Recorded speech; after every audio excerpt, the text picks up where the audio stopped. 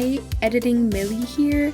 So as a little disclaimer, we just wanted to let you know that Belle had a bit of a technical issue that we didn't notice until the editing process. So the audio sounds kind of rough in places, and that's why. So yeah, this was just to let you know in advance. Enjoy the episode. Hello and welcome back to K-popinions and welcome to 2023. Thank you for joining us again in the new year. I'm Belle. And I'm Millie. And today we're going to be discussing the releases from December. We'll be discussing 80s, RM, Super Junior, N-Team, Wavy, Shinhwa, and many other people. Well, not many other people. That's a few other people. A few other groups and people. It's gonna be a short episode. Yeah. Don't forget to follow us on Instagram and TikTok at K-popinions podcast.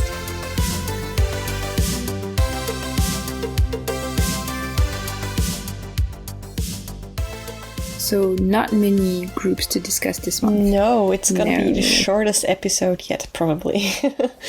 Yeah, no, December was not the greatest month. No, I go as far to say that it was the worst month of the year. Yes, yeah, I would agree. It's not to say there weren't very few gems in December too, but very few, and it was all in all the worst month. Yeah. I mean, I guess it's to be expected because Christmas songs, and I suppose that K-pop companies know that people have other things to do in December, and so we are not going to care as much if the music isn't and they're not going to great. stream as much and stuff, so it's not really worth it probably to put out a full comeback. Yeah. Also, I guess since there are a few music shows and like special Christmas shows and everything. True. End of year shows. Yeah, so like even within K-pop, you're also focused on other things. So true, and they are too. Yeah, definitely. Yeah, I mean, it makes sense that there would be less comebacks overall and less meticulously prepared comebacks than usual. Like less efforts in general. Yeah. But it's still disappointing when you have to review and recap the month. Yeah. How was your start into the new year? In K-pop or in general? Oh, in general. Kind of weird. I think I always kind of get like this, but on the 31st and then on the 1st, I'm like, woo, celebrate. And then as soon as we get to the 2nd, it's like, oh, it's over. Oh, this is life again. Yeah. And it was very, very relaxing and chill. We just had raclette with my family, and then we watched the new Knives Out movie, Glass Onion. Is it good? And I liked the first one better, but that's one of my favorite movies ever, so it would be really hard to top it. I think it's still a very good movie. The mystery is really nice, everything is really nice. I just like the first one better. But yeah, that was a nice night. And then I was sad. Well, on the first day, it was a celebration. It was fun. And then on the second, I was like, oh, life again. Yeah. What about you? Well, actually, mine not great either. Mine was something. So, it was weird. Not in a good way. Yeah. So, I was going to watch the SM Town concert on January 1st at 4 a.m., which by now has become a tradition, kind of. So I went to bed at 1 a.m. hoping to get at least 3 hours of sleep before the concert starts. But then I couldn't fall asleep and I was just lying awake. And then since one of my cats was asleep on my legs and snoring and making little sounds, and I was really sleep deprived at 2 a.m., I did what pet owners do sometimes, and I started crying, thinking about the fact that one day my cats will die. Oh no. So I was like, oh, this is a great start into the year. And then, and then I still couldn't sleep, and then it was 4 a.m. I had not slept a wink. I had puffy eyes from crying, but I was like, okay, this is gonna be fun, SM concert. But then, So sad. then it turns out that the actual concert didn't start until 5:15, and the first hour was a forum on sustainability held by SM Entertainment. What? That's so random. I know. I guess you could have known that beforehand if you looked at the concert information more closely, but I didn't. And my friend also didn't. So we texted each other at 4 a.m. like, what the fuck is this? So before the concert started, we had to watch a full hour of, well, first it was a speech by Lee Soo-man and then by some lady from Stanford University, and then it just turned into an actual forum where Suho, Lee Soo-man, and some Korean professor were discussing sustainability and what SM is trying to do to be more sustainable and stuff. Oh, I'm sure they're the most sustainable company ever. Yeah, I mean, I appreciate the thought, but I guess they're like, I didn't actively watch it, to be honest. But they're talking about how they're planting a lot of trees and they're like trying to print albums on like recycled paper and stuff. Which I guess, that's great, but I was sleep deprived and I just wanted to see some idols performing. Yeah. I did not care at all. And I didn't actively watch it. I was just scrolling on my phone trying to stay awake. But every time I looked at the screen, I was like, what?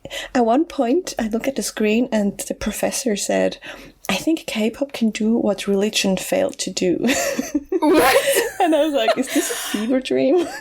Wow. Okay. Yeah, they took themselves very seriously. Yeah. And then when it finally ended and the concert began, I was already so close to falling asleep. And I made it till around 8:30 though.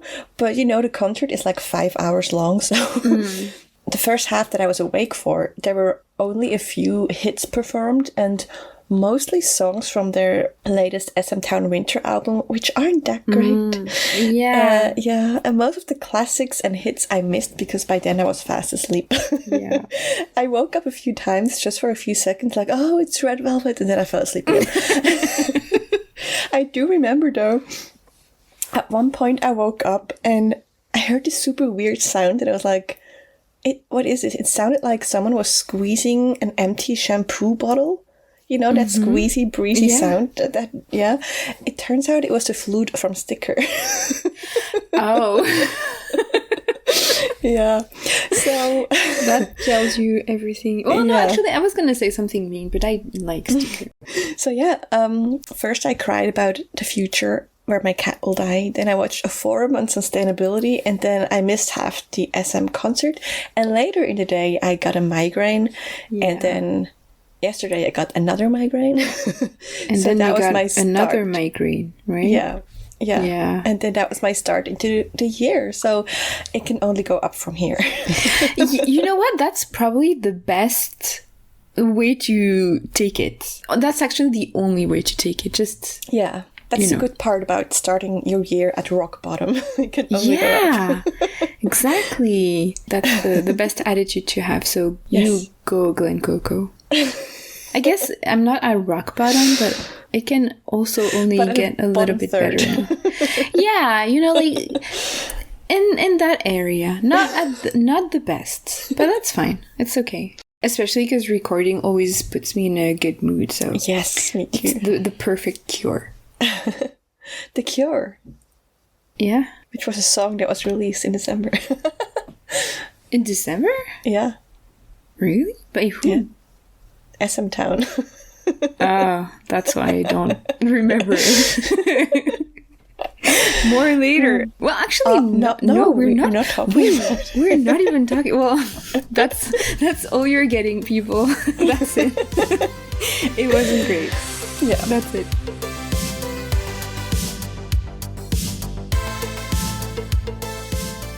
Well, I guess maybe we should turn to our first song, which also happens to be one of the only songs that are truly worth discussing in depth this month. So let's talk about Halazia by 80s. Yes. Oh 80s my god. saved the whole month with that. Truly. Honestly, and especially because they were right at the end. So it was like a very long month, and then they just appeared like Gandalf in the battle during the second movie and just saved us. Yes. And I mean, it was especially exciting for me because this is my first actual full-on like Korean comeback. True, as an 18. Yes. So that was really, really exciting. And I am definitely not disappointed. Quite the opposite. I am over the moon with it. It's so good. It's so good. Yeah. This is once again 80s at their best. Yeah, but in a different way than usual. And there were even some surprises. I mean, Yosang's voice. Oh my god. Like, we knew he has a beautiful low voice, but this is a whole new level. Yeah, I mean, I just got there. Like, I became a fan this year, and I'm already like, oh my god, it's high time they use his voice properly. But like, honestly, but still so true. And he got so many lines. Yeah. Which is unusual. I saw a graph somewhere that someone did, and I don't remember, he's either second or third most lines in this song, which is super rare. I mean, usually he's at the bottom. Mm-hmm. Yeah, it's really, really, really cool. Did you notice that there's no Hong Chun giggle and no Mingi fix on? Oh my god, that's true. I only saw like secondhand information about this, like why. I saw someone on TikTok saying that Hong Chung said it doesn't mean anything. There was just no time in the song to do it.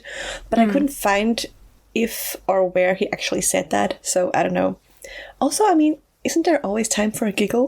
Yeah, I mean, especially because it can be layered on top of of something else. Yeah. And it usually kind of is, right? Yeah. So I don't know. Maybe it does mean something. As I said, it's very 80s, but it's also very different. I love this whole atmosphere that they have going on. And it's definitely a little more serious, I guess, and darker than usual. But I wouldn't say that's different for them, because they've had quite a few songs that were more serious and fun, like Wonderland and Say My Name. Yeah, but they're always... I don't know. They feel a little different. I feel like this is like on one extreme of the fun to serious. Yeah, you could say that. Yeah. But I think that also matches with. It seems like their storyline is kind of reaching a peak in the music video. So obviously, it needed like a really serious, dramatic song. Yeah. I mean, yeah, it's really great. I'm loving it. I'm really, really here for that. I love their... I mean, I've said in this podcast that I didn't like their sound. I am a clown. I was so wrong. Yeah, like there's no excuse for that. I can just accept my past mistakes. Yeah, and just you made a full 180. Yeah. A 180s. Oh my god. Yes, totally. But yeah, now I love their sound, and it's really, really fun. It's really, really great. But this is a little different. It has that, but it's also a little different, and that's great. Like I don't know. I hope they keep going for that. I mean, it's cool too, because even with Gorilla, they had a very 80s sound that also had something different. So it's 2022 was the year for new ideas and new like trials. And I would say trial and error, but there was no error, so just trial. True. And the instrumental is so amazing and so dramatic. Like the organ and the tubular bells. Yeah. So good. Amazing.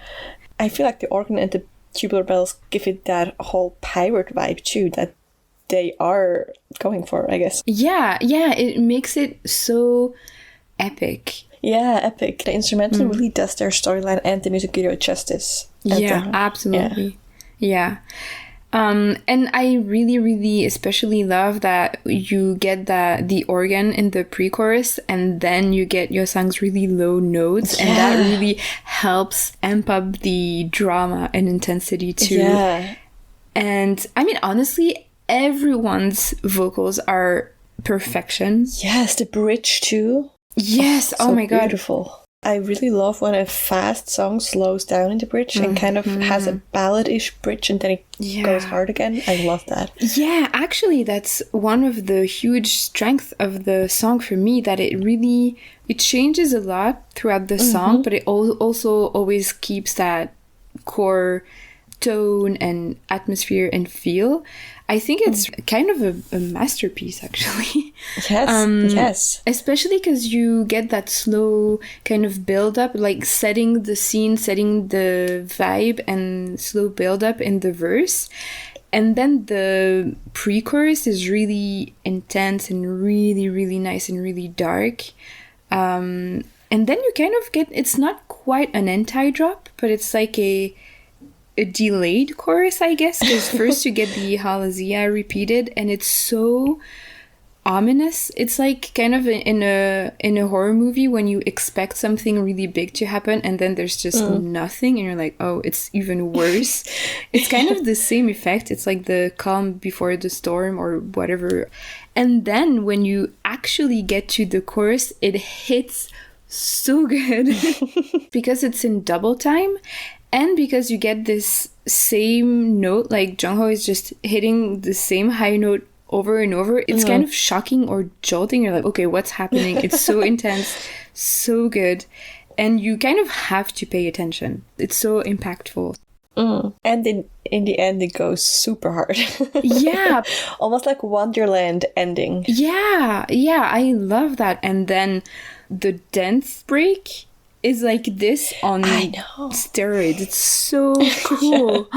The first time I listened to the song and I got to the dance break, I don't know, I just went crazy. It was amazing.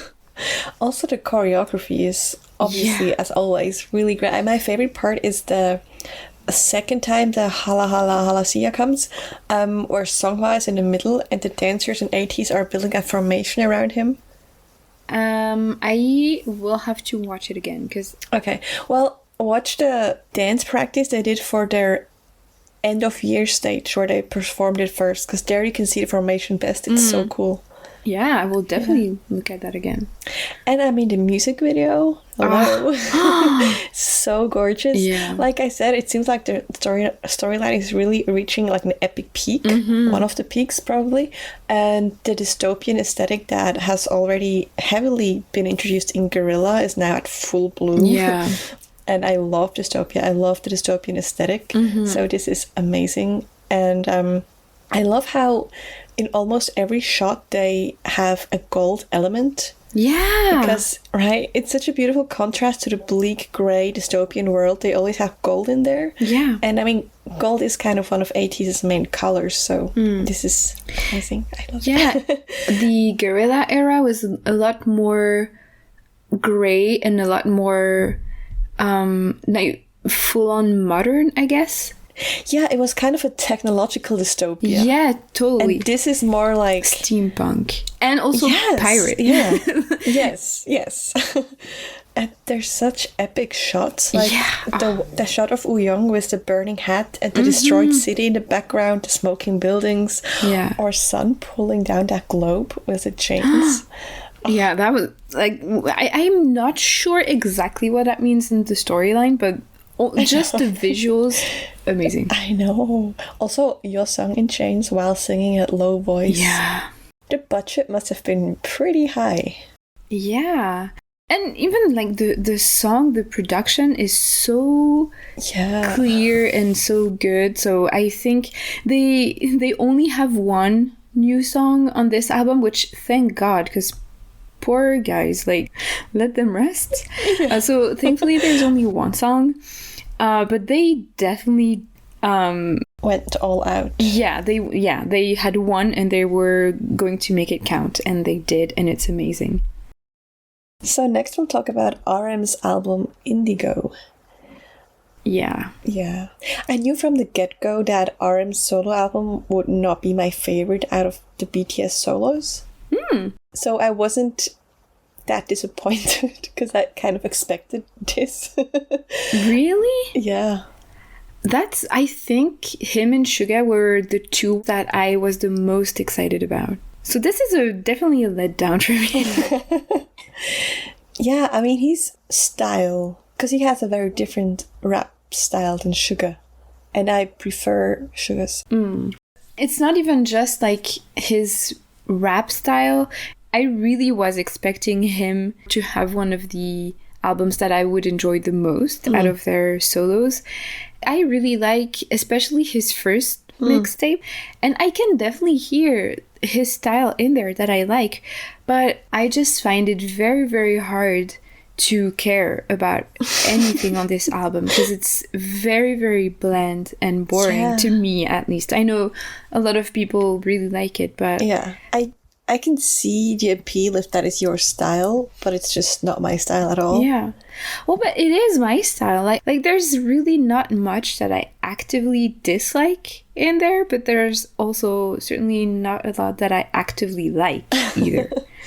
It's really just, I just don't care, basically. I like the title song Wildflower, but mostly because of Eugene's part. It's funny because I don't like Wildflower mainly because of her part. Oh, really? I really don't like her vocals at all in this song. I don't really like the song, but I think with a different featured artist, or I mean, it's not her fault. It's just I don't like the result. Like the vocals, I don't like the melodies. I just don't like it. For me, it's quite the opposite because I like her part, but I'm not the biggest fan of his flow in this song. Like, it gets better in the second half, but in the first half, his rap parts are just kind of boring. And there's not really a good flow. So, as you know, I usually like when songs have like rap parts, but then also like beautifully sung chorus. I like that usually, so it would be a good recipe for me to like it. But for example, I much prefer his song with Yuna that they did in 2020 because, well, both parts were better. Her part was better, also his flow was so much cooler. Yeah, it was definitely better. I do like his rap in this. I really just don't like the song part.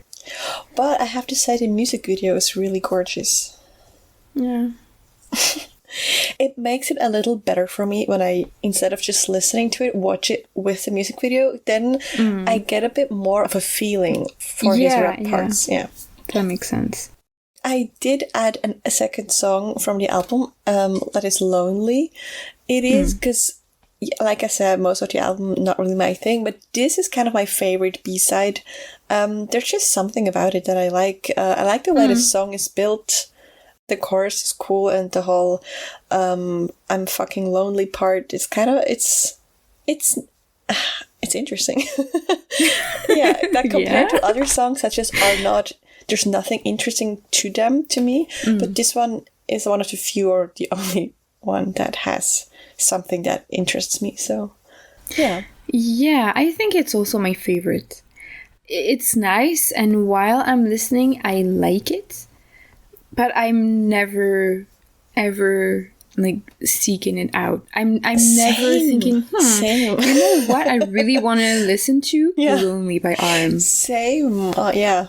And it hasn't been stuck in my mind even a single time. No. This whole time it's been out. Never.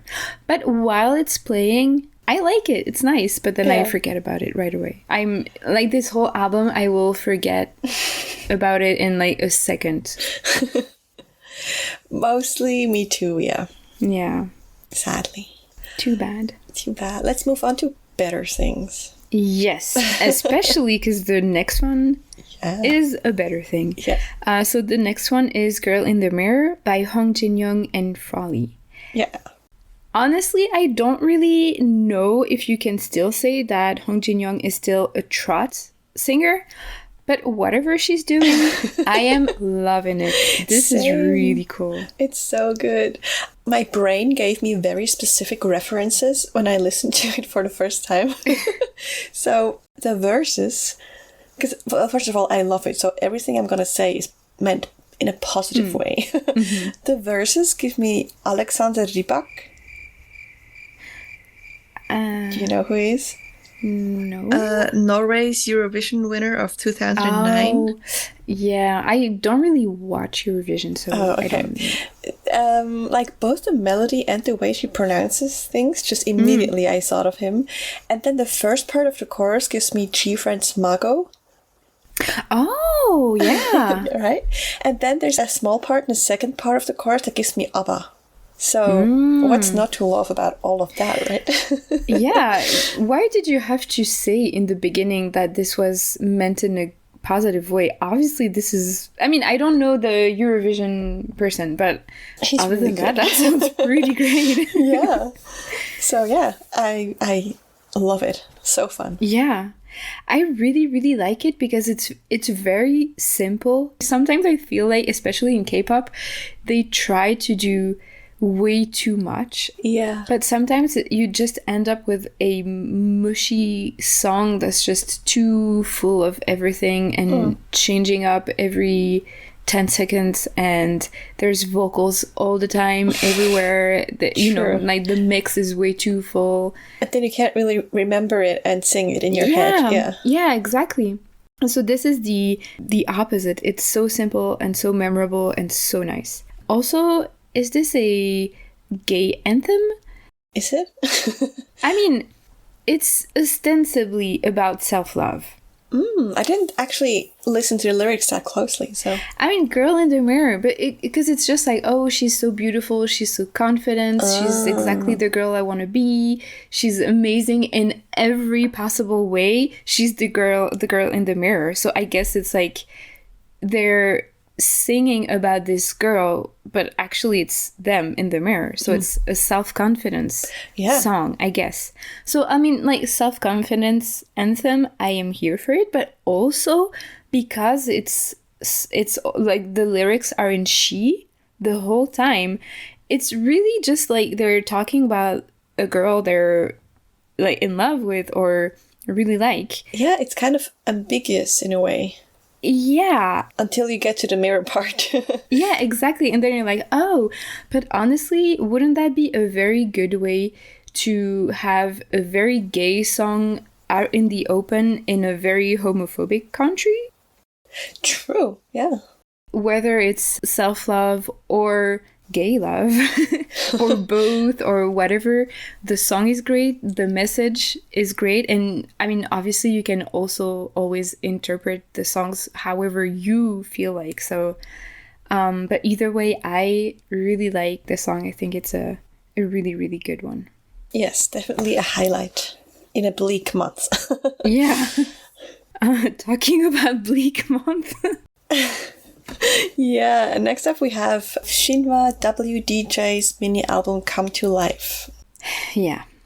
I think this is Shinhwa's first subunit, right? I think so. 24 years after debut, they got their first subunit, so good for them. Yeah, that's good cool. for them. And it's nice to have a first-gen group on our list again, for sure. Yeah, definitely. Obviously, they debuted before we got into K-pop, but they did have an amazing comeback in 2012 that we both loved, right? Venus, that was so good.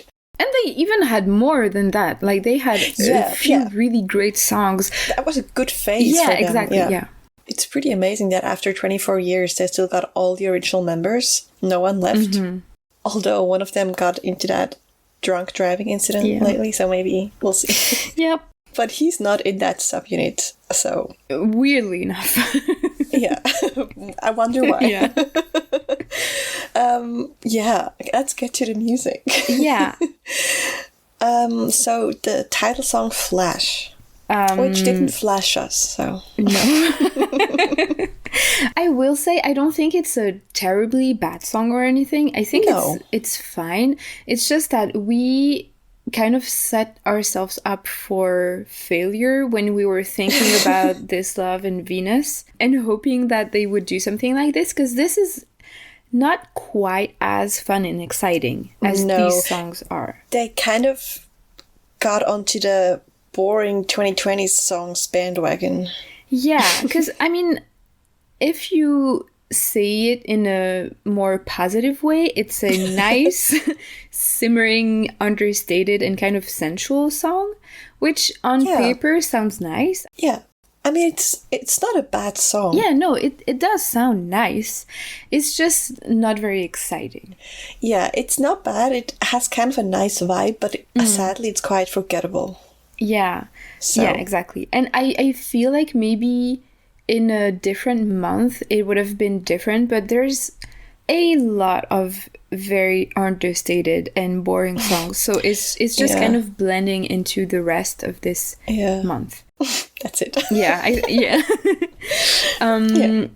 I will say, even with all of that, I do like one thing that they did in the verses. There's a quasi reggae vibe, because it's weird because the guitar doesn't hit on the downbeat like it would in reggae, but at least to me it still has that vibe slightly, and I think that's cool. That's a little different, a little more unique. It doesn't really save the song or make it extra interesting overall, but it's a nice touch. I like it. I really like the B-side Tomorrow. You probably don't, right? Nope. It's not your style. My only note is nope.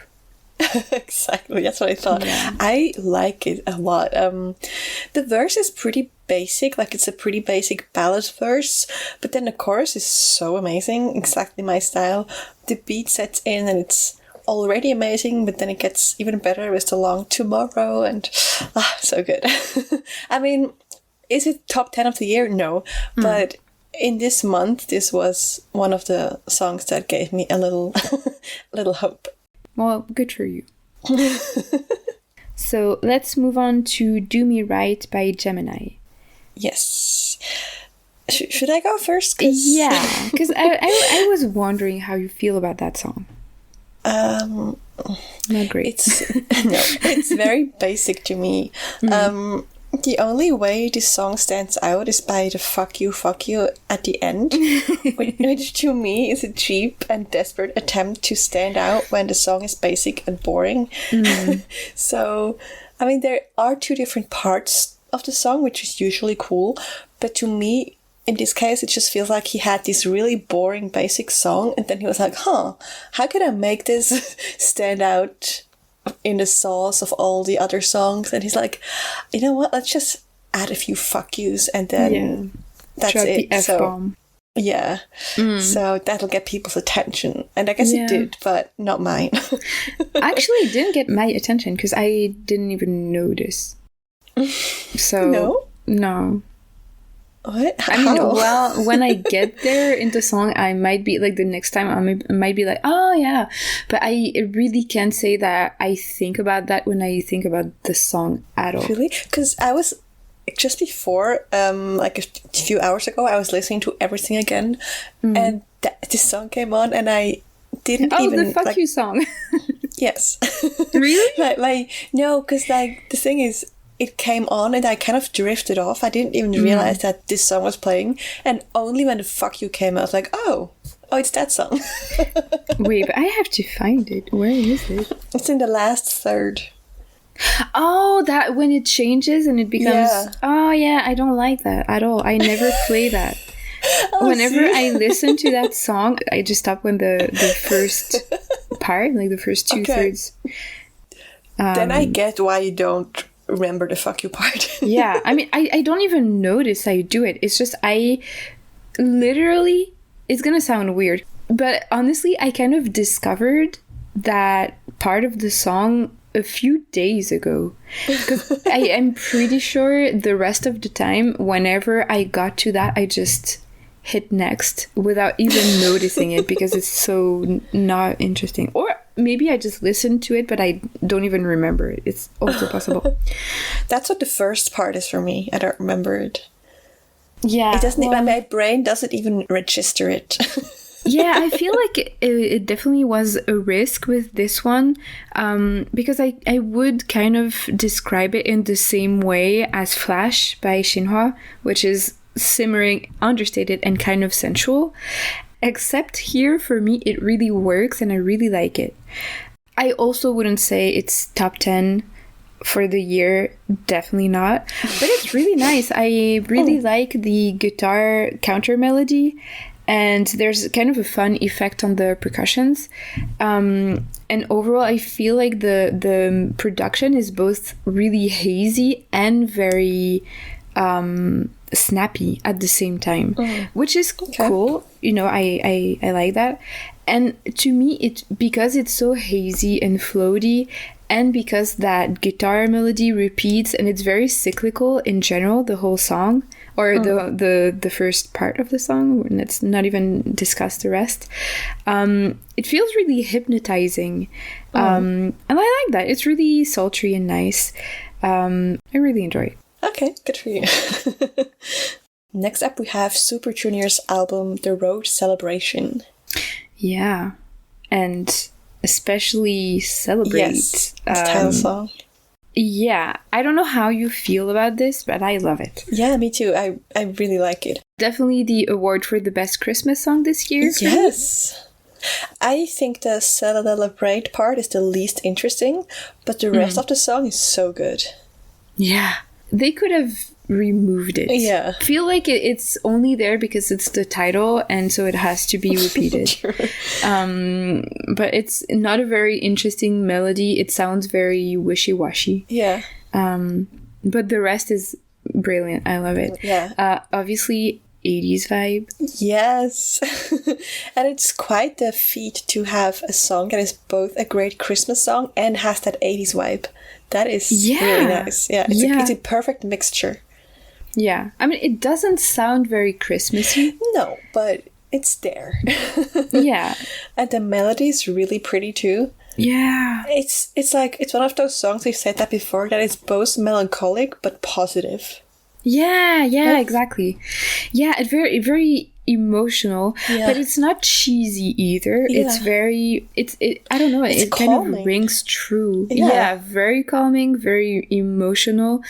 And I really like, I think they did something really nice, especially for a Christmas song, where you go from one part that sounds very comforting and nice to something a little more surprising.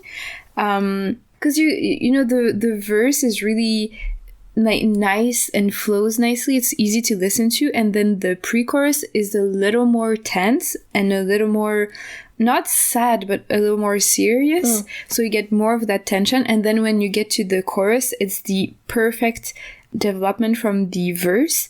It's very similar but just different enough to have more of an impact for the chorus. But because it's so close to the verses, it sounds really comforting. And I really like that in a Christmas song, because that's how it's supposed to make you feel. Yeah. So I thought that was really cool. And the song has these little surprises where suddenly you expect something and something else happens. And so it kind of keeps you on your toes, but also keeps you calm and happy and emotional the whole way through. So I think that's a really solid release for Christmas. And especially because this year the Christmas songs weren't that great. I know, sadly. Yeah. But they even delivered a second great Christmas song on this mini album. And I think we will disagree. Really? Okay, the song is Hate Christmas. I love it so much. It was an instant addition to my Christmas playlists. I'm surprised that we disagree, because from our Christmas... I mean, I like it. Okay. I like it. Okay. Then what do we disagree on? It's just that for me, the other really great song on the album isn't this one. Oh, but the other is not an original, so... Oh. It's a cover. Really? Yeah. Oh, I didn't know that. Okay. Well, let's talk about that afterwards. Yeah. Hate Christmas. I mean, there's everything a Christmas song needs, right? There's sleigh bells throughout the whole song, and it has a fun beat, beautiful chorus, And the lyrics are great too, like similar to some songs we discussed on our Christmas episode. Like it's about being lonely and disliking Christmas because it seems like everyone has someone for Christmas, everyone has a lover and you don't. But at the same time, it's upbeat and fun and it's so good. Yeah, I agree. Like I think this is a really cute song. It's a really cute Christmas song. It does definitely feel very Christmassy compared to Celebrate. I guess it just doesn't feel quite as polished or as good as Celebrate. But it's still, I like it. It's a tad more basic, that's true. Yeah, it's a little more generic. But, I mean, for sure. Christmas songs, I'm okay with that. Yeah, you know what? That makes sense. Yeah, agreed. So let's move on to White Love, which I didn't know that was a cover. Who sang the original song? As far as I know, Turbo in 1998. Who? 80s also did a cover of it on their season songs, but I hate their cover. Wait. It's sad saying it, but it's 80s cover of White Love is my least favorite 80s song ever. Wait. Wait. Oh my god, Right? yes, of course. Oh my god. I don't dislike it as much as you do, but I wouldn't say it's one of my favorites. So I never really listened to it, so I definitely did not recognize it. But I do also think that Super Junior's version is probably my favorite version I've ever heard. I will definitely check out the original and or other versions, but I love this one. Obviously, the original being from 98, it's gonna sound very dated. But they really took it to a whole new level and like 80fied it and made it very, very Christmassy, and it's so good. Yeah, and I especially really, really like the production on this track. So I guess listening to the original will probably be quite the experience for me. Yes, and their voices fit the song so well, especially Donghae stood out to me. His voice is perfect for this. Yeah. And the key change. Oh my god, amazing! Especially with the fake out first. Yes. That's amazing. I checked the original before just to see if the key change is in the original too. And it is, but it's way less noticeable because they changed it before they started singing again.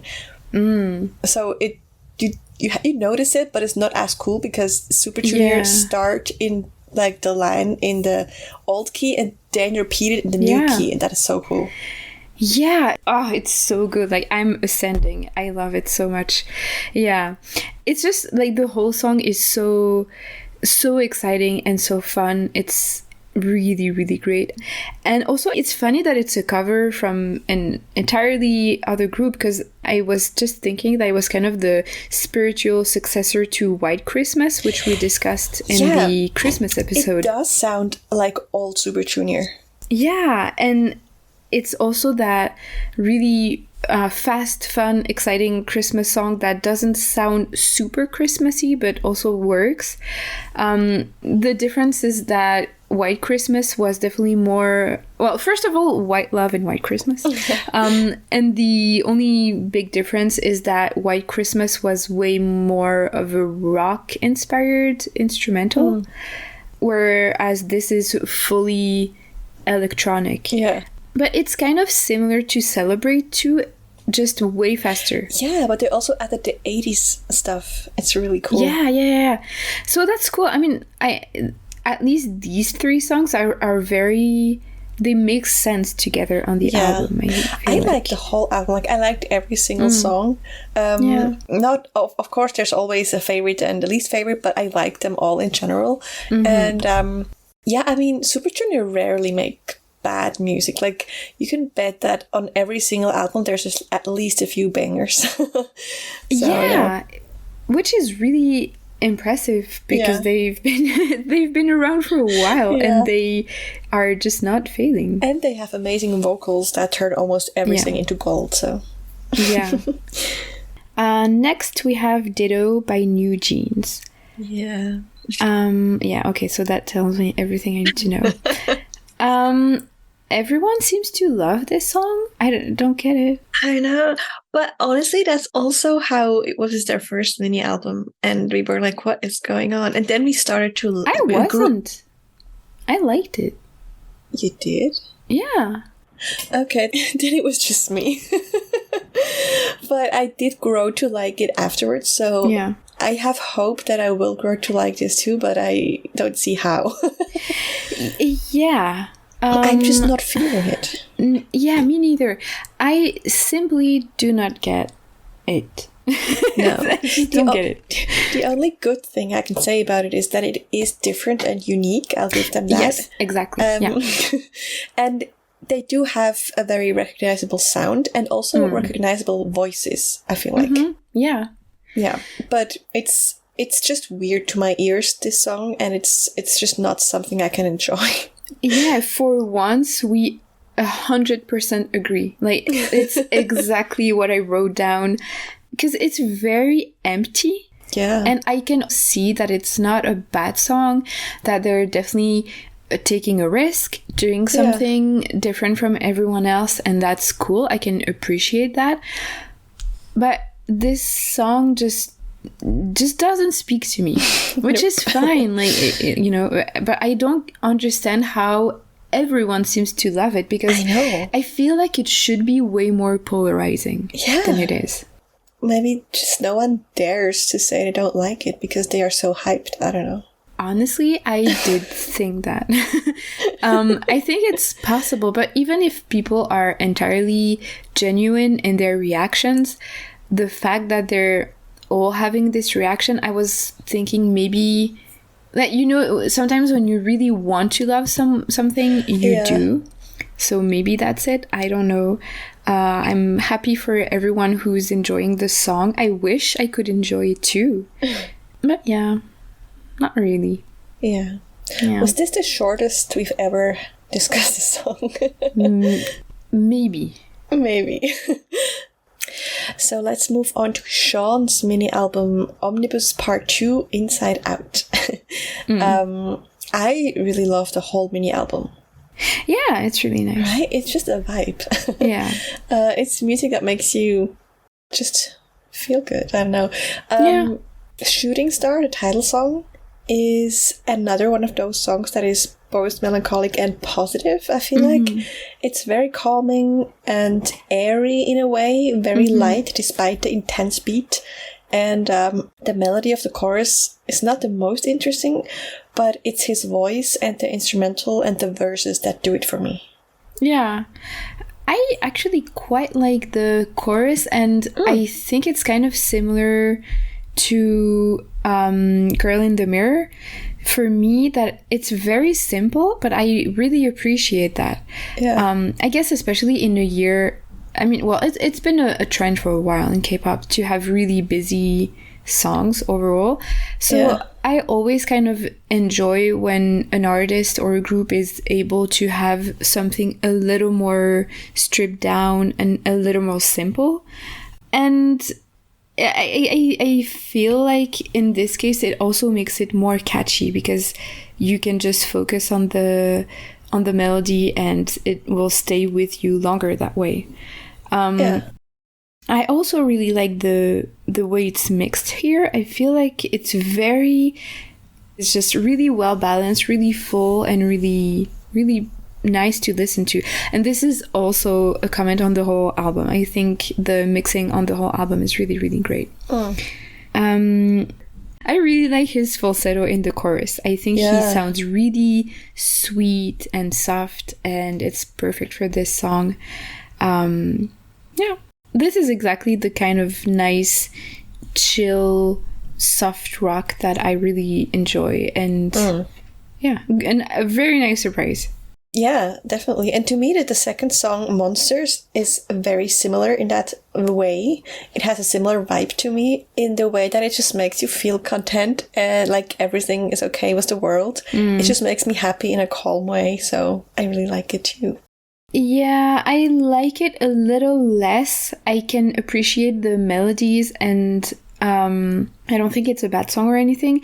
But to me, it sounds a little more generic, and it sounds like basically like a song that any Western artist could have made. I almost wrote that down. Yes, it sounds very well, I mean, a lot of K-pop sounds Western, obviously, but this one especially sounds like just a typical singer-songwriter song from a Western artist. Yeah, exactly. Yeah. And there's a reason why I don't really like Western pop at the moment. Like in general, I do, but the Western pop of the past few years up to now, I don't know, it just bores me. I don't really like the sounds that they go for. And I think this is mostly due to the synth patch that they used. Because I feel like that's a sound I hear in Western pop a lot. And I don't really like it. But apart from that synth, I think it's a nice song. It's just I have a harder time getting into it because I don't really like the vibe and the sounds as much. But my favorite song of the mini album is the third one, Swan Song. It is different. It is a more rock, very heavy guitars. So good. Beautiful melody, and the guitars really go hard. Yeah, like surprisingly hard for the album that it's in. I love how hard they go. That is not just a soft rock instrumental. Yeah. But then the second chorus, it's only him and an acoustic guitar. And then it goes back to... The hard guitar comes back in, but only for a few chords. Until after the chorus, they come in fully again. And then the guitar solo is basically just repeating the chorus. It's so good. This is exactly the kind of rock that I love, so... Again, I don't like it quite as much as you do. I really love the guitars. Heavy guitars. Yeah, so for sure. That's exactly what I like. The only problem for me is it doesn't completely match with the overall song and his voice. I feel that's what makes it better. Like the contrast. Yeah, I get that. It doesn't completely work for me, but it's still nice. And I also really noticed like the mixing here. It sounds really great too. Again, very full and very balanced, so I really enjoyed that. I still prefer Shooting Star, but I enjoyed this one. Yeah, but like you said, like the whole mini album was a great surprise. I wasn't really paying attention to him that much before. And after I liked this mini album, I went to his discography for a little bit, and I also listened to Omnibus Part 1. And I really liked it too, so I need to keep my eye or ear on him. Yeah, I don't listen to him very actively, but I feel like I've been aware of him for most of his career, and he usually has songs that I'm like, oh yeah, that's pretty nice. Like, it's nothing crazy, but I like his style, so that was a nice one too. I was basically only aware of his name, but I never really listened to him, so yeah. Nice discovery. Okay, so next we have Dreamland by Seed. And I'm just gonna say the very, very little that I have to say about it. I don't think it's very interesting. It sounds a little generic to me, but it's pleasant. Yes. I'm not gonna remember it, but it's not offensively bad or anything. It's just pleasant, but that's it. I basically agree, but the reason I wanted to talk about them is a different one. So this is their debut song, and the reason I want to talk about it is their age. Oh. Because they caused quite a buzz online because they are all above the age of 26 and they just debuted. Oh, I was scared. I thought it would be a New Jeans situation. It went the opposite way of what you thought. Yeah. Yeah. The Magne is 26 and the oldest member is 30. And he's even older than me because he was born in March. Yes.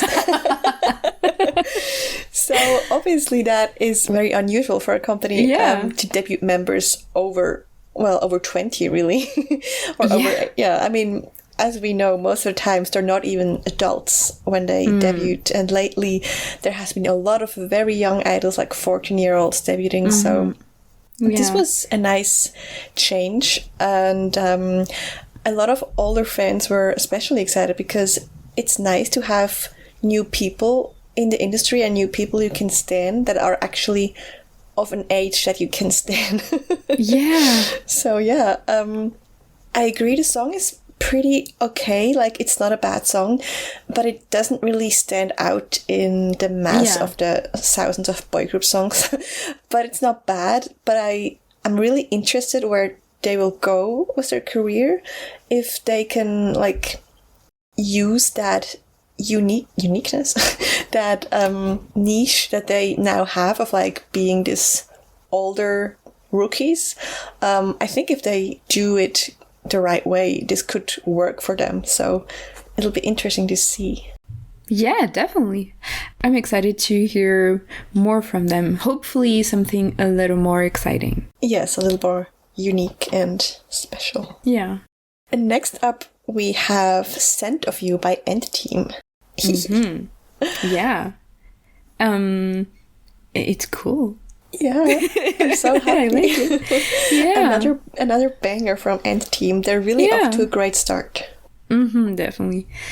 So the thing that really jumped out at me was that it instantly made me think about EXO's Growl. Yes, me too. Yeah, right. Immediately, first few beats, I was like, Growl by EXO. Yes, exactly. And every single time I've played it since, I'm like, yes, Growl. I know. It feels like a really cool, like, tribute to EXO as an iconic group, and Growl as an iconic song. Yeah, because it's not like copying it, but it just has that, like, it's something about the rhythm and the dance and the general vibe that just, it's like Growl but more electronic. Yeah, it has that cool, laid back but kind of peppy R&B vibe. It's kind of hard to describe, and also that looping melody. In the back, which is also, I mean, not the same melody, but that's also a big feature in Growl. Yeah. Like the general vibe, the general structure and everything is really similar. And that's really cool, because I really don't mean that in a, they're plagiarizing. It really just feels like a tribute. Yeah. But do other people say that about it? I haven't seen anyone say it, but to be honest, I wasn't really in that space, I guess. I mean, I was sick, so I wasn't really... I haven't seen anyone, but I bet if we both immediately thought of that, I bet other people did too. Yeah, I mean, I feel like it would be hard not to think if about you know EXO. Yeah. I do think, I mean, apart from the song, the music video also reminded me both of Growl and also of Overdose. Yeah, same. Sorry. Right? I mean, it feels like there's a really big EXO inspiration for this song. In a very respectful and original way. Not at all. It didn't bother me, and I wasn't like, oh, that's weird. But there's a lot of little things that I was like, oh yeah, they're doing an EXO. Yes. It's cool to see. Because even the set is kind of similar to Overdose, because it's like a box set that lights up in colors. Yeah, it's like a rainbow version of Overdose. Yeah. And the styling, it's not the same as Growl, but they're kind of putting the same spin on the varsity jackets and everything that EXO did with the school uniforms, I guess. And it's also a school thing. They're also doing a semi one take makes no sense. That's just not a one take. If there's more than one take, that's not a one take video. But you know what I mean, like there's parts where they exactly. And Growl is known to be like the one take video, and it does make sense to go that way for them, because they have a lot of, like, I think they have 3 professional dancers in the group, so it does make sense to go that dance heavy route that obviously Growl is also known for. Yeah, definitely. But yeah, that was a really, really nice, really cool idea, and I think they, as you said, they did it very respectfully. Yeah. Just took this idea and made it their own. Yeah, exactly. So next is I Don't Want to Be Your Dog by City Go Duck.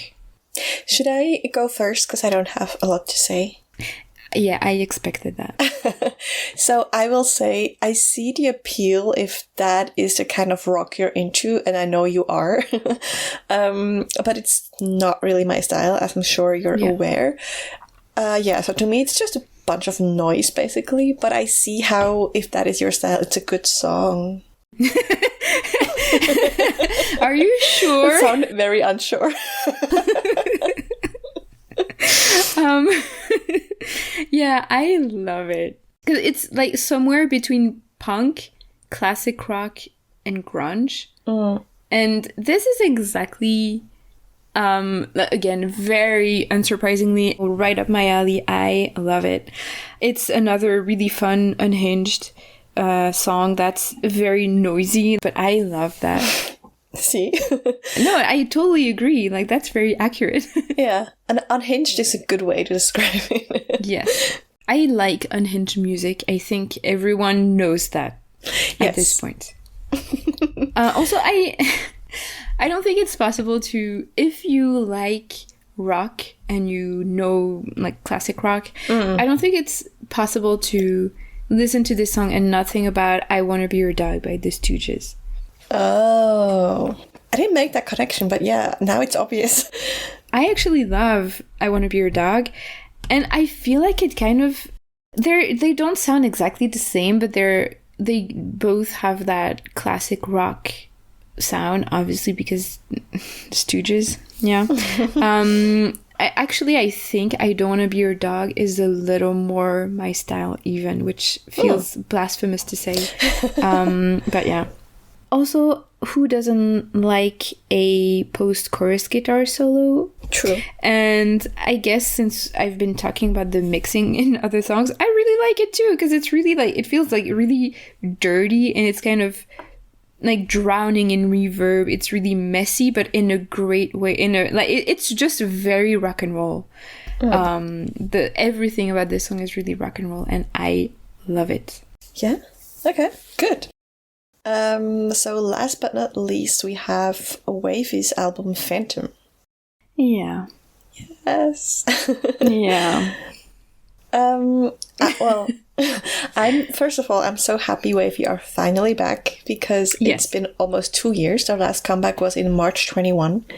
Yeah, I feel like we talked about that a couple months ago. Yeah. And even after that, we still had to wait a little bit. So definitely it's a good thing that they're back. And I'm also really happy that they're back with their core sound, because their last comeback, Kickback, the verses were very wavy, but the chorus sounded more like NCT 127. So this is 100% wavy again, and they have such a distinct sound that I'm really glad is back, because it's been missing in the industry. I can't really define their sound, but it's like, it's very distinct. It's like smooth, cunty, sensual, mysterious. That's wavy. And usually with a little bit of, maybe not like a full orchestra, but kind of orchestral quality. Yeah. It is very unique, that's for sure. So, the title song, Phantom. You're not the biggest fan, right? No. No, I wouldn't say that. I do agree that the wavy flavor is there somewhere deep down. But mostly I find it really bland and generic. It's like, it's like your typical dark or slightly dark boy group music with the wavy flavor on top. But I just, I again can bring myself to care about this song at all. Okay. I really like it. I mean, it's not my favorite wavy song ever, but that's mostly because they have some amazing songs. But for me, this is really not just a wavy flavor, but like this is core wavy to me. I also felt like the more I listen to it, the better it gets. It just gets really addicting. I really like it. It's exactly that smooth, slightly mysterious wavy style. And they also did an English version for their comeback stage. It's not on the album, but maybe it'll be on a repackaged version or something. That's also really nice. You should check that out. It's really cool. Yeah, I will. And yeah, of course I miss Lucas, and I'm worried if he'll ever be back, because at this point it doesn't look like it. But what I did like is that because of Lucas not being there, 10 seems to have gotten center. And I love that for him, because he is one of the, in my opinion, one of the most talented and artistic individuals in the industry. So he's seriously underrated, and I love that he got to shine in this comeback. Yeah, that's true. He definitely did. Yeah. Also, Henry looks so good. This is the best hairstyle he's ever had. I was like, ooh, is that the same guy? I am calmly accepting.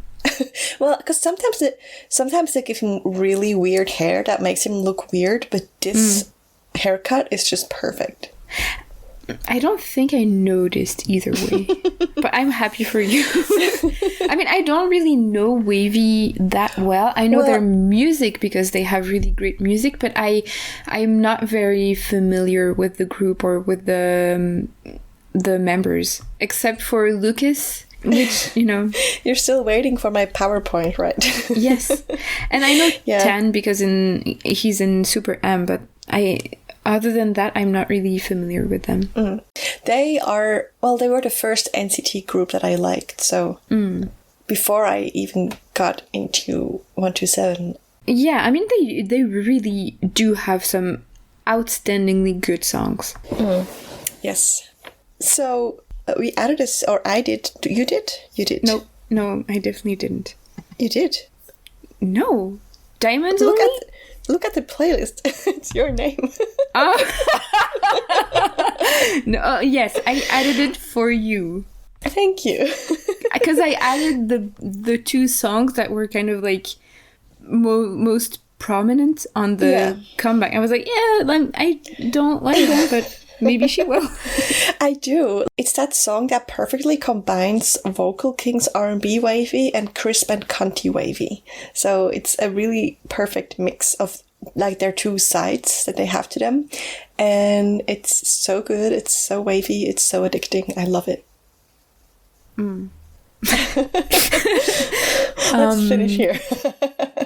No, yeah, I guess. Okay. This comeback was not for me. I'm very happy they're back. I'm very happy that people and you are enjoying it, but it's just not for me. That's fine, though.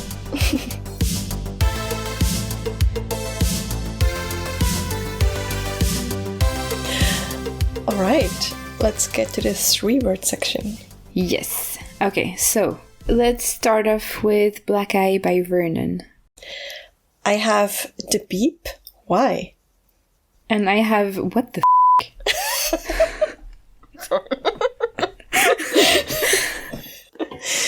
Okay. Anyway. Next we have Graduation by NCT Dream. Candy was better. I have Haechan Vocal King. Then we have Gift for You by Wei. I have Christmas Beverage Chill. I'm trying to decipher. I know. You know what? I wrote that down. I was like, does it make... No, it makes sense to me. That's all that matters. Yeah. Christmas but even though... yeah. At the same time, I see the... the intention. Yeah. And mine are acceptable Christmas songs. Then we have Cold by Corbin. I Am Bored. I have Shawn Mendes Ballad. Next we have Snow Prince by Mireille. I have Christmas Cheese Galore. I have Unacceptable Christmas Song. Well, I don't really see a difference between the two, but okay. Well, the one is acceptable and the other isn't. Next we have Blue Flower by Leah from ITZY. Only a soundtrack. I have Weeping, Crying, Sobbing. I mean, yes, but only when it's a soundtrack. Yeah, because we do have the association of... We make the association of Alchemy of Souls when we listen to it. Yeah. Then we have Utopia by Forestella. I have Figaro on Drugs. And I have Weird but Epic. Okay. And finally, I would say last but not least, but last and least. yes, just last. Chase by Minnow. I have Why, Minnow, Why? And I have I Am Bored. Again? They didn't make any efforts, so I'm not either. That makes sense. You know, I respect that. Yeah. Give them the same energy as they give you. Yeah. I respect that. Which is not at all. Yeah.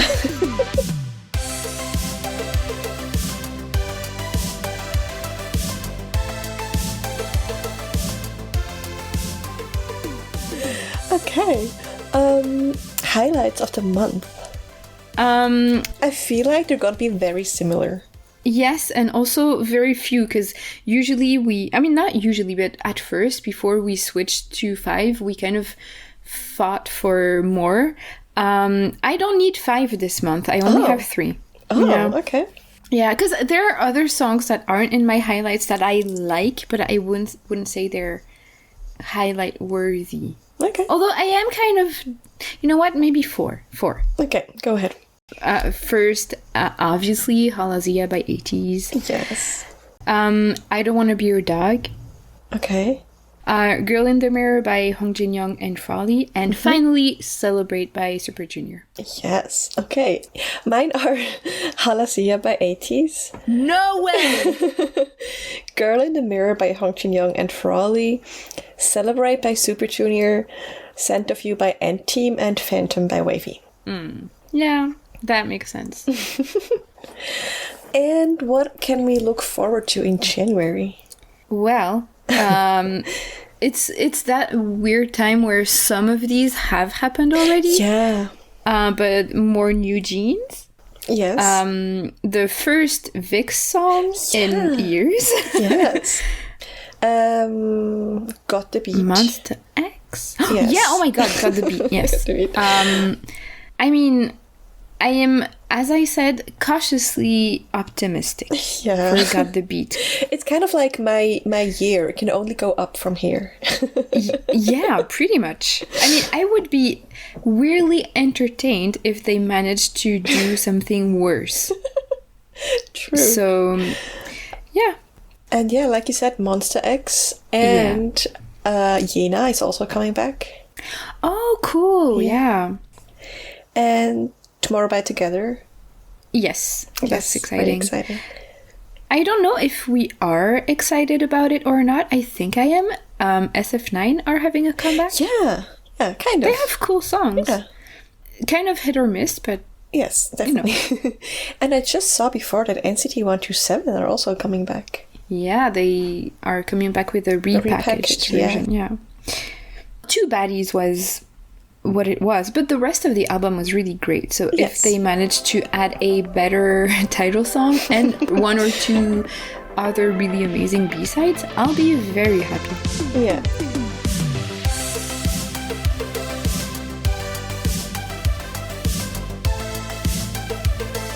Alright, thank you everyone for listening again, and we hope you had a great start into the year and that you will join us again next time.